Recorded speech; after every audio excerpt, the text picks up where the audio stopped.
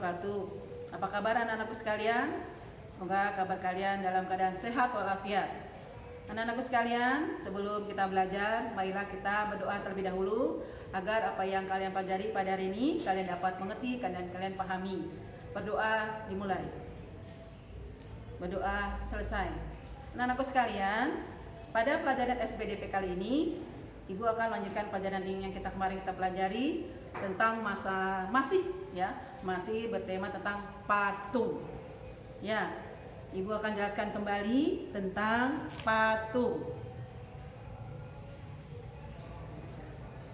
Minggu lalu, Ibu sudah menjelaskan tentang patung dan bagaimana cara membuatnya.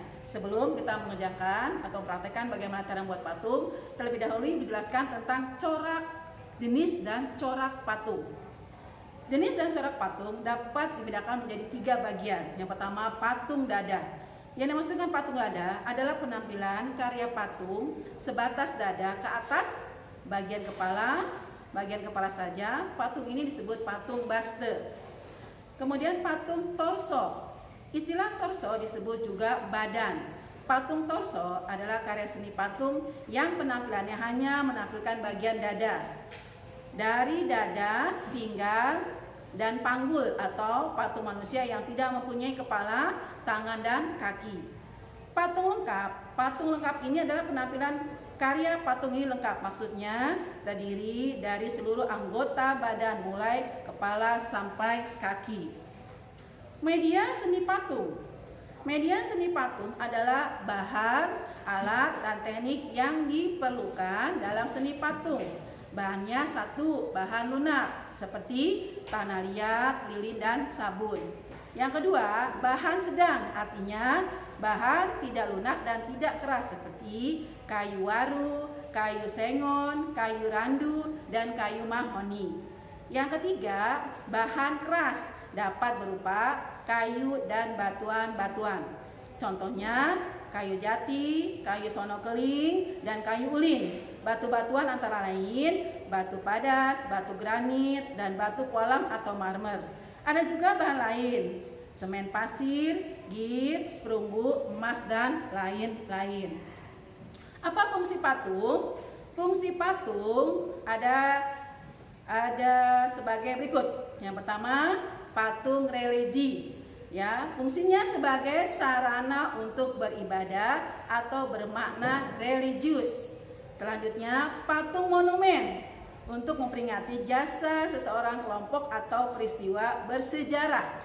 Yang selanjutnya, patung arsitektur, yaitu patung yang ikut aktif berfungsi dalam konstruksi bangunan.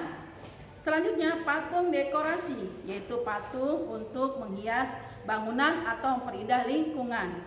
Selanjutnya, patung seni, yaitu patung yang diciptakan untuk dinikmati keindahannya.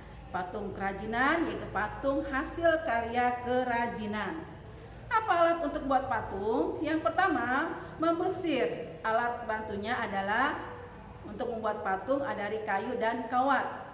Meja putar untuk membuat patung dan dapat digerakkan dengan cara diputar. Pahat, palu, cetakan, dan sendok. Selanjutnya, teknik pembuatan patung. Teknik membentuk. Bahan yang cocok dengan teknik ini adalah tanah liat, semen, dan gips. Teknik merakit. Merakit hampir sama dengan membentuk, namun biasanya terdiri atas bagian-bagian yang merupakan beberapa potongan atau barang lepasan. Bahan yang digunakan antara lain potongan karton, kayu, dan komponen besi. Teknik memahat. Mengurangi bagian bahan yang tidak dipakai dengan cara menoreh, melubangi, menggores, dan mencungkil. Bahan yang digunakan bahan keras seperti kayu, batu, gips yang telah mengeras. Kemudian teknik membutsir, mengurangi bagian yang tidak dipakai sedikit demi sedikit menggunakan jenis pisau berukuran kecil. Bahan yang cocok teknik ini adalah lunak, sabun, dan gips. Teknik mencetak. Teknik ini menggunakan cetakan diisi dengan pembuat patung seperti logam, karet, bahan-bahan lain yang dapat dicairkan dan mengeras kembali.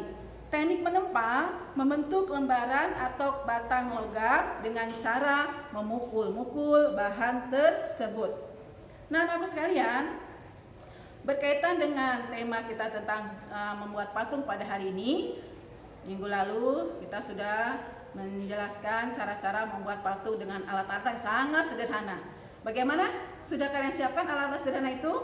Ya, sudah kalian siapkan. Apa saja? Ya, alat-alatnya adalah pertama lilin, ya lilin, kemudian cetakan.